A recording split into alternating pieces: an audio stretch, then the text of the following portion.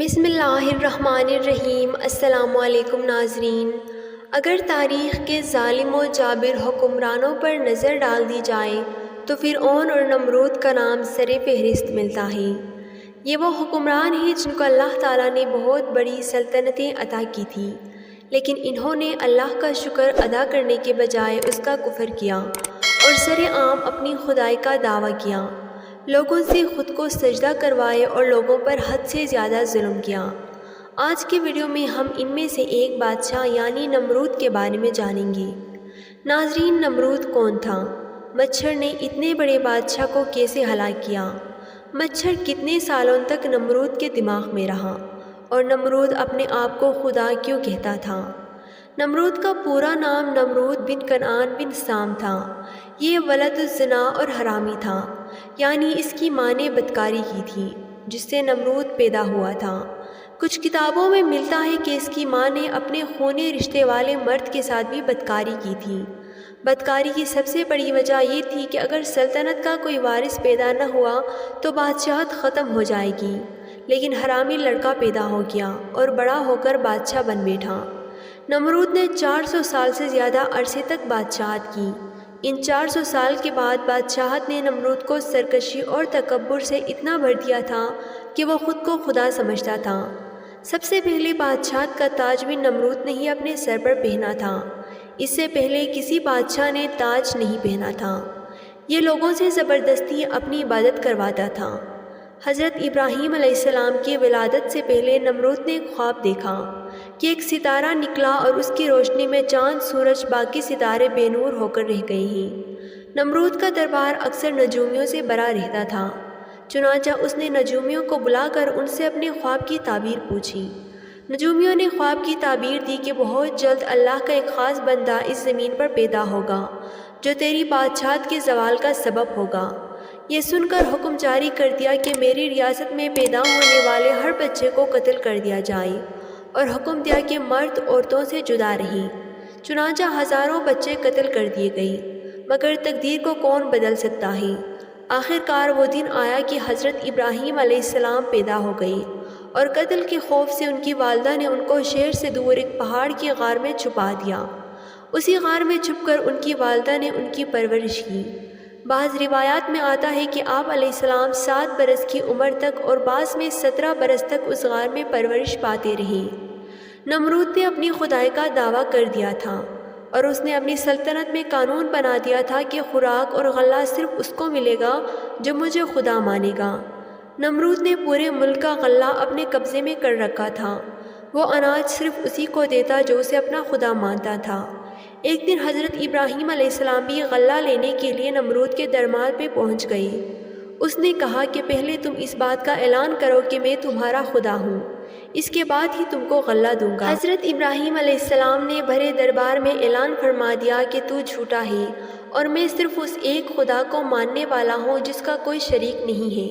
یہ سن کر نمرود آپے سے باہر ہو گیا اور آپ علیہ السلام کو دربار سے نکال دیا اور ایک دانہ بھی نہیں دیا۔ حضرت ابراہیم علیہ السلام نے ایک تھیلا لیا اور اس کو ریت سے بھر کر گھر لے گئے۔ جب آپ کی بیوی حضرت سیدہ سارہ رضی اللہ تعالیٰ عنہ نے تھیلا کھولا تو وہ آٹے سے بھرا ہوا نکلا۔ انہوں نے فوراً روٹیاں بنائی۔ روٹیاں دیکھ کر آپ علیہ السلام بولے، یہ کہاں سے آئے ہیں؟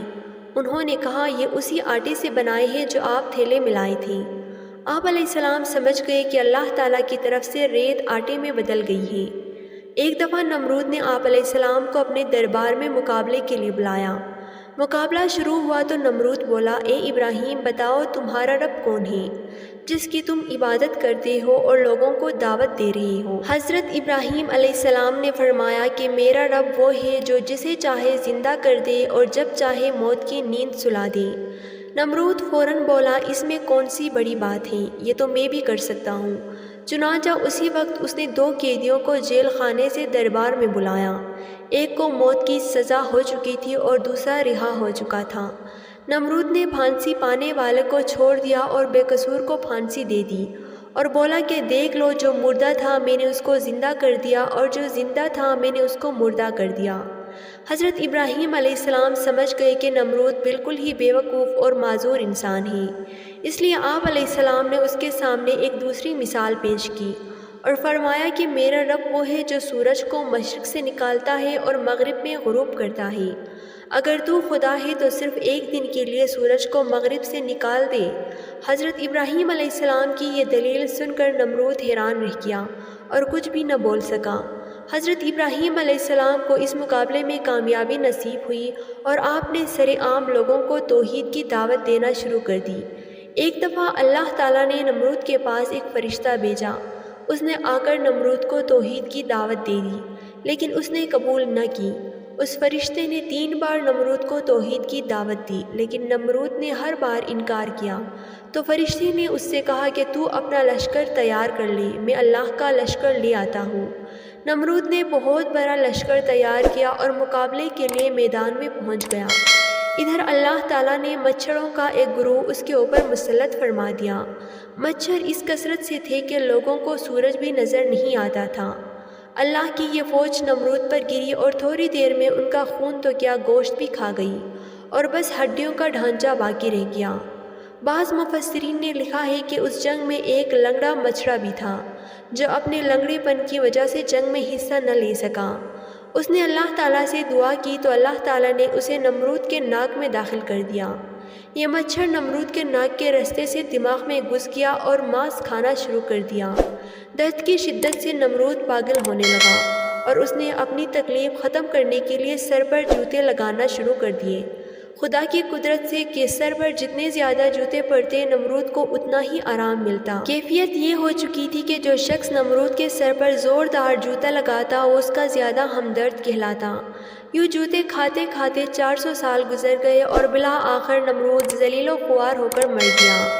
اللہ تعالی ہم سب کو ایسے ظالم حکمرانوں سے اپنی پناہ میں رکھے، آمین۔